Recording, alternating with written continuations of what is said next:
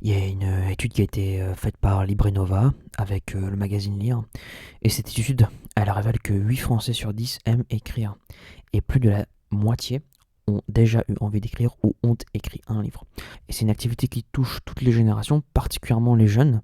36% des jeunes disent écrire régulièrement, les jeunes entre 18 et 24 ans. Donc plus de la moitié des Français ont envie d'écrire un livre ou l'ont déjà fait, ce qui veut dire qu'il y aurait environ 5 millions de manuscrits dans les tiroirs. Alors cette envie d'écrire, elle vient pour plusieurs raisons. Souvent, on dit que c'est l'envie de partager une idée, partager une histoire pour 60% d'entre eux, et pour 41% d'entre eux, c'est pour extérioriser un besoin. Parfois également, il s'agit de simplement écrire parce qu'on a lu un excellent livre, faire une rencontre avec un auteur, l'envie de devenir célèbre pour 4% d'entre eux. Alors je m'adresse à beaucoup de Français quand je fais ce podcast, je l'espère en tout cas le maximum.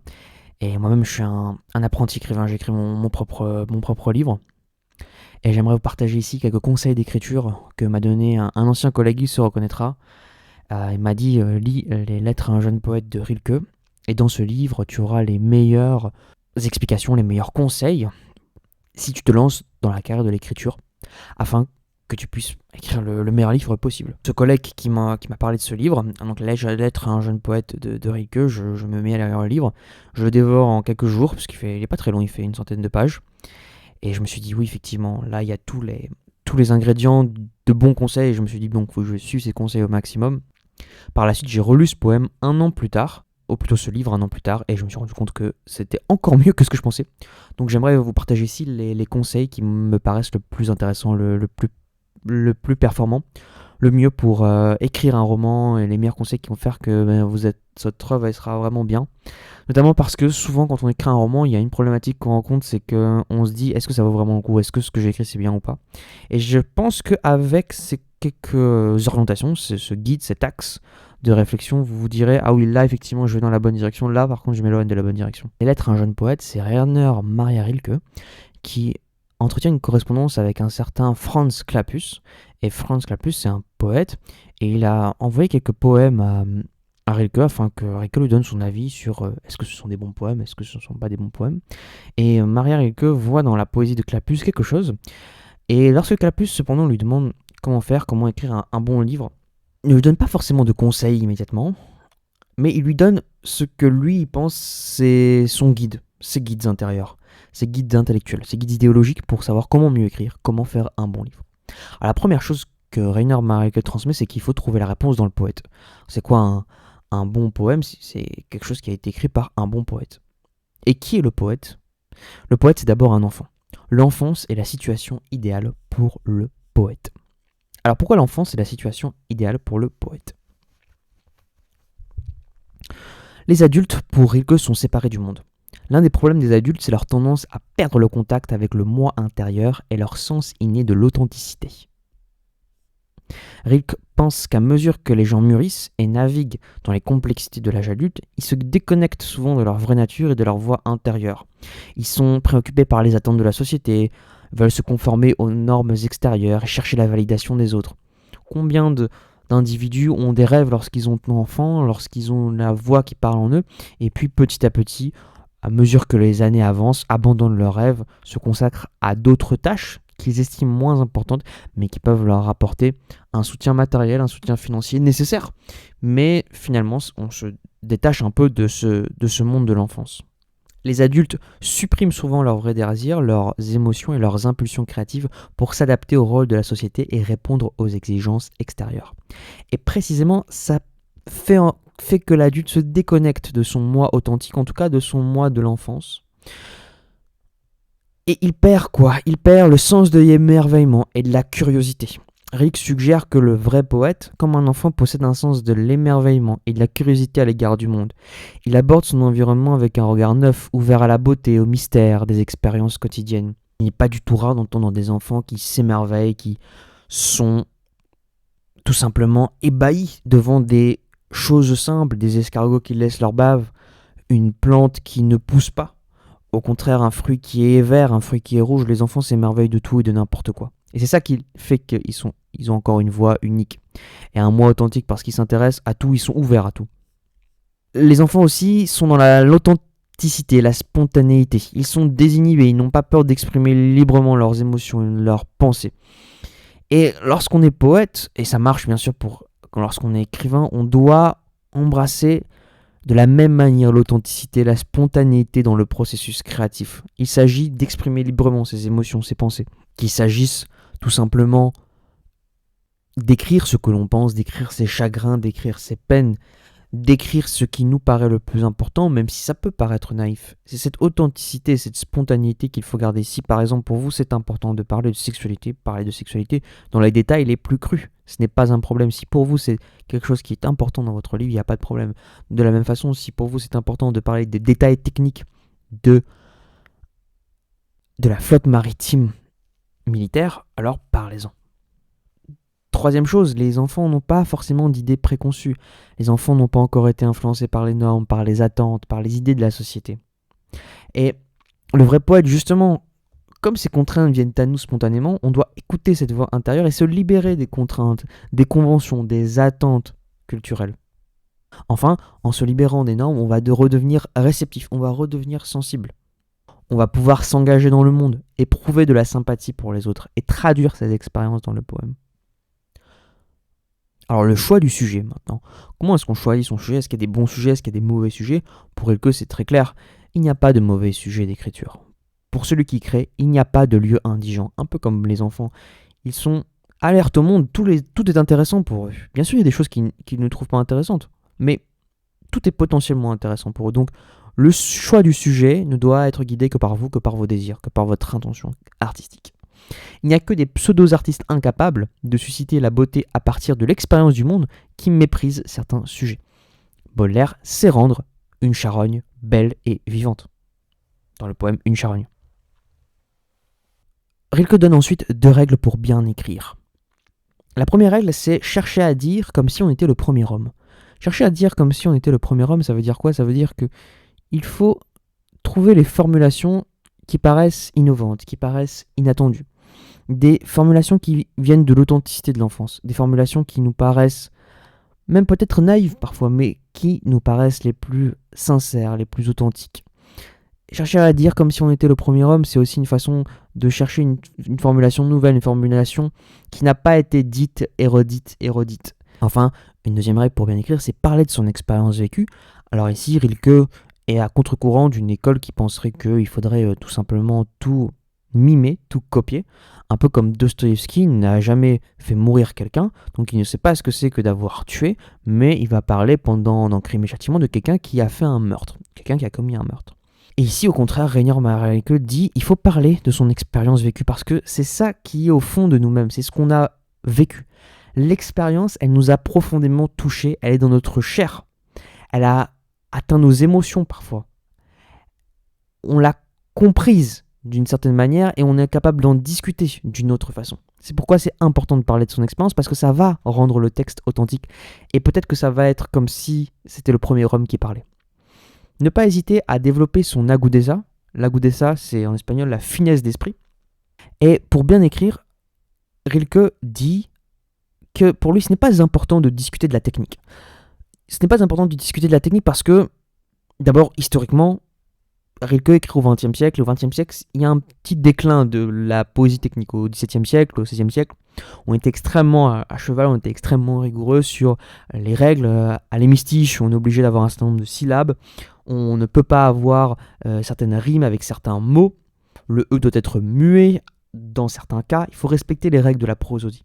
Ici, Rilke dit que la technique, c'est utile, mais ce n'est pas le plus important, donc il n'en parle pas. Finalement, si vous voulez vous séparer de la technique, séparez-vous de la technique. Mais si vous voulez être très technique, alors soyez très technique. Mais faites ce choix en âme et conscience. Les deux sont tout aussi bons. Par exemple, Patrick Modiano. Alors, n'en déplaise aux admirateurs de Patrick Modiano, ceux qui adorent Patrick Modiano. Mais si on est Patrick Modiano, c'est pas très technique. Il n'y a pas d'immenses règles précises qu'il respecte dans son livre qui fait qu'il y a quelque chose de nouveau. Par contre, si vous lisez Mallarmé, alors là, vous allez être servi. Il n'y a que des règles. Comme ça, partout, c'est que des règles. Des règles qui sont issues de la grammaire latine, mais il n'y a que des règles partout. Et les deux sont de très bons auteurs. Rilke dit, si par exemple vous n'avez pas d'inspiration, qu'est-ce qui se passe? Imaginons que vous n'avez pas d'inspiration. Il dit tout simplement le conseil suivant. Parle de ton quotidien. Parle de ton quotidien. C'est pas un problème de parler de son quotidien, c'est même très bien, c'est même une très bonne idée, puisque justement, lorsque vous êtes attentif aux choses, aux petites choses du quotidien, eh bien vous retrouvez votre âme d'enfant qui, elle, dit des choses sensées, sincères, sensées, profondes. Rico compare l'expérience sexuelle à l'expérience de l'écriture. Lorsque on a un rapport sexuel, on peut le faire de la sexualité d'une façon comme un excitant. Mais on peut aussi vivre une expérience métaphysique qui élève l'âme, une concentration de l'être vers les sommets. Dans l'expérience sexuelle et dans celle de l'art, nous sommes des créateurs. On peut faire une œuvre sérieuse qui est un don de soi. On peut aussi jouir pour le simple plaisir et dévoyer notre expérience. Dans les deux cas, on enfante quelque chose. À vous de voir ce que vous voulez engendrer. Le fils du plaisir ou le fils de l'infini. Vous pouvez tout à fait avoir des rapports sexuels simplement dans un objectif de plaisir immédiat à court terme. Vous pouvez avoir des rapports sexuels comme un projet long terme que vous portez. Et dans les deux cas, ça ne sera pas du tout la même expérience.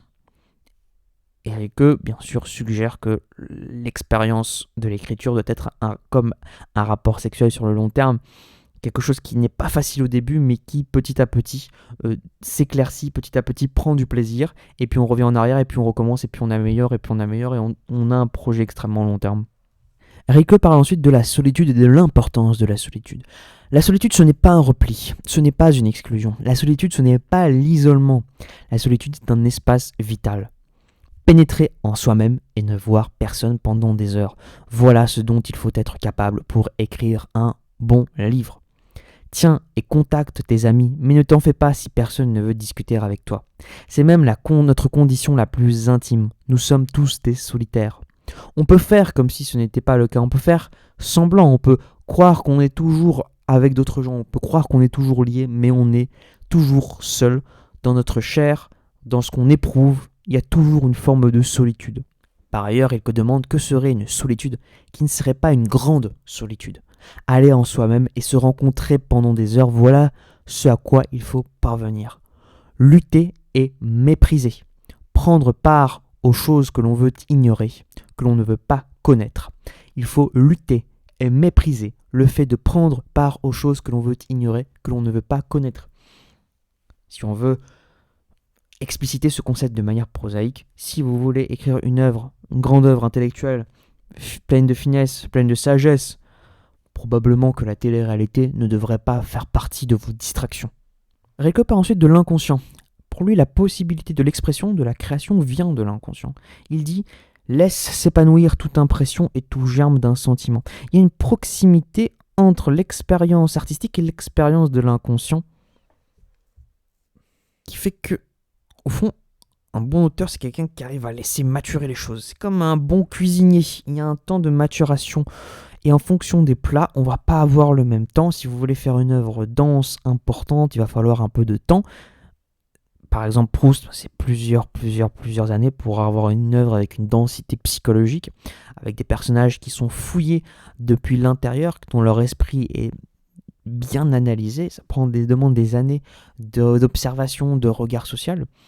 Par contre, à l'inverse, si vous voulez faire une œuvre extrêmement révoltée, une œuvre engagée, une œuvre qui détruit, une œuvre qui attaque, une œuvre limpide et claire, vous pouvez faire comme Rimbaud, écrire des poèmes en quelques mois, avec des exigences fortes, vous pouvez écrire en quelques mois, et là, c'est pas du tout le même temps de cuisson, ça doit être brûlé, ça doit être cuisiné sur le vif, et c'est là que ça sera intéressant, c'est là que ça aura de la pertinence littéraire aussi. Plutôt Proust, c'est un bon ragoût, et Rimbaud, c'est vraiment le poisson à peine tourné, retourné sur la plaque. Rilke parle ensuite de la raison, de la vocation. Est-ce que vous voulez devenir écrivain ? Et Rilke se dit, voilà, c'est ça la vocation, est-ce que vous avez cette vocation en vous ? Et il vous suggère, demande-toi, auditeur, est-ce que c'est nécessaire que tu écrives ? Nécessaire, ça veut dire ce qui ne peut pas ne pas être. Ça veut dire que si jamais vous les écrivez, est-ce que pour vous, ce que vous êtes en train de faire, ça doit se faire obligatoirement ? Et même pas obligatoirement, parce qu'obligatoirement, c'est encore trop faible. Obligatoirement, ça veut dire que ce soit juridiquement faisable ce que vous faites. Non. Est-ce que c'est nécessaire ? Est-ce que c'est métaphysiquement important ? Est-ce que c'est essentiel, oui ou non, ce que vous écrivez ? Est-ce que ce que vous écrivez, ça doit être comme ça et pas autrement ? Est-ce que votre vocation à écrire en vous-même, est-ce que ce sentiment que vous avez, ce désir que vous avez, ce que vous ressentez quand vous écrivez et quand vous n'écrivez pas, est-ce que vous sentez que cet appel de l'écriture, il doit être là? Si c'est le cas, écris, commence, fais, n'attends pas. Ne te dis pas demain j'écrirai. Ça c'est un défaut que j'ai aussi moi-même.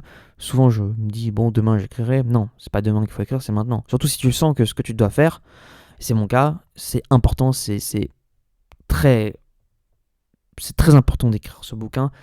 Si tu sens que c'est ton cas, au plus profond de toi tu sens que ce bouquin il faut absolument que tu l'écrives parce que il n'y en aura pas deux comme le tien. Bah vas-y, fais-le, fonce et ne renonce pas.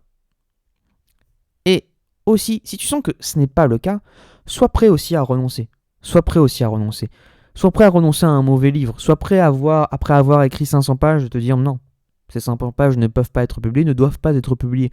Sois prêt aussi à te dire que ce rêve-là, ce rêve que tu as en toi, c'est peut-être pas le tien, c'est peut-être celui de la société. Peut-être qu'on t'a dit qu'être écrivain, c'est bien. Par exemple, si on prend Leila Slimani, disait dans une interview comment on fait pour écrire. Comment on fait pour écrire. Elle disait moi je sentais que je voulais devenir écrivain, mais en fait je me suis rendu compte que en voulant devenir écrivaine, moi je voulais être comme Rimbaud, Verlaine, je voulais tirer des balles, je voulais avoir une vie où j'allais de droite à gauche, une vie mouvementée où je serais dans l'intensité du moment présent. Et la réalité c'est qu'il faut être devant une feuille de papier et ne rien faire d'autre que d'être concentré. C'est ça la réalité de l'écriture, c'est une réalité en réalité très prosaïque. Il y a rien de très alléchant, il y a rien de très stimulant comme le pourrait être des expériences à sensation forte, comme le pourrait être le surf, comme le pourrait être le saut en parachute. Non, l'écriture c'est pas du tout ça. L'écriture c'est rester assis, être concentré. Alors on peut écrire dans des endroits paradisiaques, mais même si vous écrivez dans des endroits paradisiaques, en fait vous manquez le paradis puisque vous êtes concentré sur votre feuille blanche. Donc il faut être aussi prêt à renoncer à sa vocation, être prêt à renoncer à sa vocation si on sent que finalement c'est pas ça qu'on veut au fond de nous-mêmes. Rilke parle ensuite de la patience. Il dit il faut être patient. Le temps n'est pas une mesure appropriée pour une œuvre. Une année n'est pas un critère et 10 ans ne sont rien. Une année n'est pas un critère et 10 ans ne sont rien. Être artiste ne veut pas dire calculer, compter, mûrir, tel un arbre qui ne presse pas sa sève. Il est confiant qu'un jour il parviendra à ta bout et il viendra. Donc il faut être confiant. Si votre œuvre doit prendre 1 an, il faut que ça prenne 1 an. Si votre œuvre prend 2 ans, il faut que ça prenne 2 ans. Si votre œuvre doit prendre 10 ans, elle prendra 10 ans. Il dit 10 ans ne sont rien. Si on veut écrire un excellent roman, 10 ans ce n'est pas grand-chose. Je prends un exemple. Danilevski, avez-vous lu Danilevski, La Maison des Feuilles? Avez-vous lu La Maison des Feuilles de Danilevski? C'est un roman exceptionnel. C'est un des meilleurs romans de la séquence de... Je crois qu'il est sorti en 2014, je sais plus. En tout cas, s'il y a un top 3 de la séquence année 2000-2010, je pense qu'il a été sorti, je sais plus quand est-ce qu'il a été sorti, Danilevski, La Maison des Feuilles, est dedans. Il y a récemment une réédition, donc vous pouvez aller vous jeter dans la Fnac. Vous ne pouvez pas le trouver pendant plusieurs années, maintenant il a été réédité. C'est un roman exceptionnel. Quand vous ouvrez ce roman, vous comprenez d'ailleurs pourquoi il est exceptionnel, il n'y a rien à dire. Et ça, ce roman-là, Danilevski, je crois qu'il a pris 14 ans pour le faire. Ensuite, il a eu des millions de ventes. Autre exemple, je ne sais pas si vous connaissez Donna Tartt, Le Maître des Illusions. C'est un roman assez particulier. Moi, j'ai pas du tout aimé, mais je sais que l'autrice a pris 10 ans pour l'écrire. Donc en plus, que moi je trouvais que c'était vraiment pas ouf, mais en plus de ça, donc elle a pris 10 ans pour l'écrire. Donc dites-vous bien que elle a pris 10 ans pour écrire un truc que pas ouf. Enfin, en tout cas pour moi, je pense qu'il y a des gens qui diront que c'est incroyable, mais pour moi vraiment, avec mon œil de littéraire, et j'ai lu beaucoup de romans, pour moi c'était vraiment pas ouf. Et ce roman reposait, il y a une excellente idée dans le roman, effectivement, elle exploite l'histoire, je ne vais pas vous spoiler, mais elle exploite l'histoire de façon extrêmement pertinente à un point, et effectivement, en fait, c'est juste une petite idée comme ça prend 10 ans, et on sent même que dans le livre, ça a été réécrit, on le sent en fait dans le livre, on sent qu'il y a eu une patte, on sent qu'il y a eu du travail qui est dedans. Et pareil, Picasso, quand il dit, voilà, ça me prend 52 ans pour faire un roman. Pour peindre ce tableau, combien de temps vous avez pris? Il dit toujours, s'il avait 52 ans, il disait 52 ans, parce qu'en fait, c'est un travail de toute une vie. Et les gens ont l'habitude de chercher, dit Rilke, les solutions faciles à tout, en choisissant dans la facilité, ce qui coûte le moins de peine. Or, il est clair, dit Rilke, que nous devons nous en tenir à ce qui est difficile. En ce sens, c'est bon d'être seul, car c'est dur. Et que ce soit dur est une raison supplémentaire de le faire. que ce soit dur est une raison supplémentaire de le faire.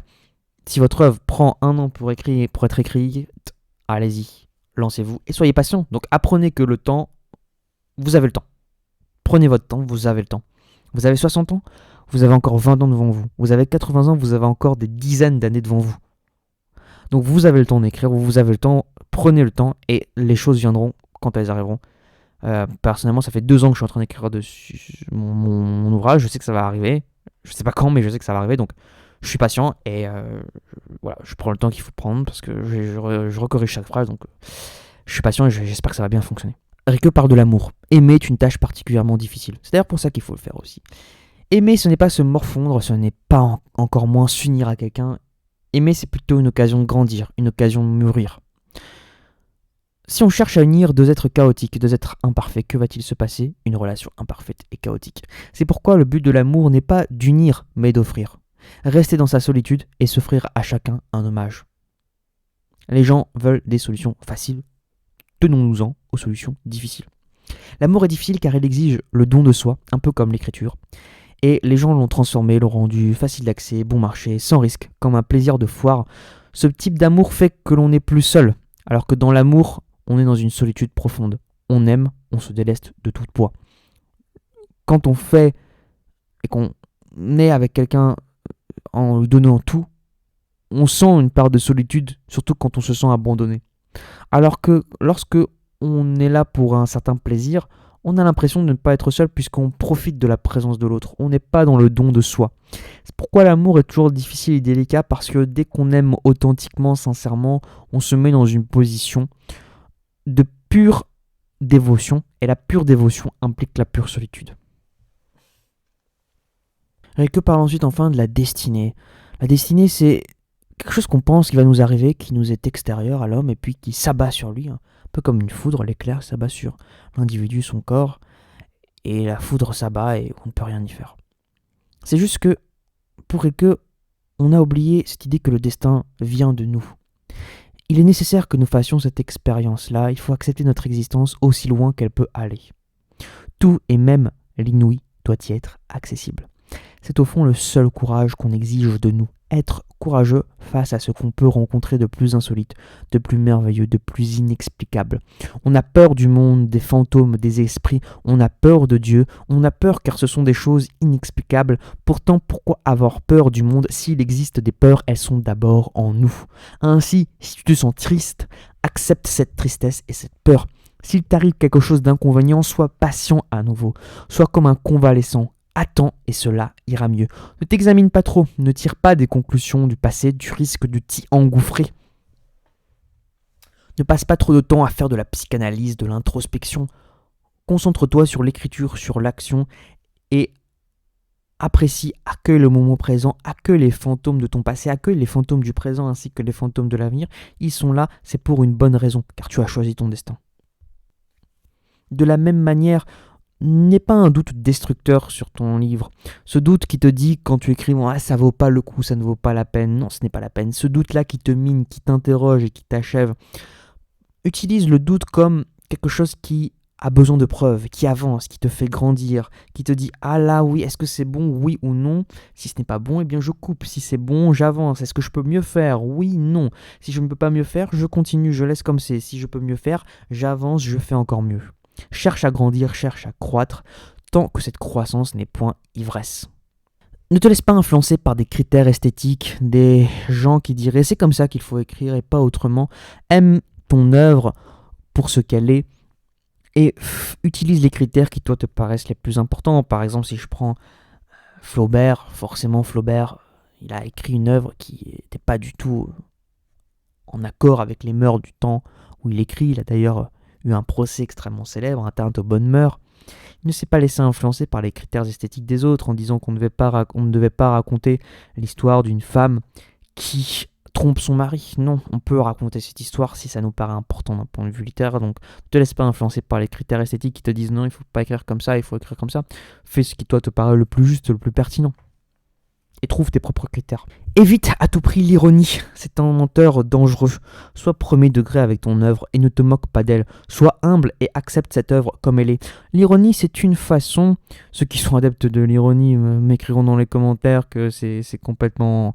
c'est leur... Je sais qu'il y a certaines personnes qui adorent l'ironie, c'est leur moteur, c'est leur oxygène. Et c'est vrai que l'ironie, pour Rilke, c'est quelque chose qui est en fait délétère, parce que si on veut vraiment avoir une œuvre authentique, saine, belle, on doit être à fleur de peau avec son œuvre, on doit être premier degré. On doit être et penser que cette œuvre, on ne la fait pas, on n'est pas ridicule, elle n'est pas ridicule. Elle est au contraire la plus authentique qu'elle soit, elle est inhérente à nous-mêmes, elle représente une part de nous-mêmes. Et donc si on veut la prendre au sérieux, faire quelque chose de sérieux, il faut éviter l'ironie. Ça ne veut pas dire qu'il ne faut pas avoir un esprit ironique, une façon de voir les choses où on ne se prend pas au sérieux. Mais ça veut dire qu'il faut tout faire comme si c'était le plus important. Enfin, choisis un métier qui te rend autonome et que tu puisses ainsi réaliser ton œuvre à côté.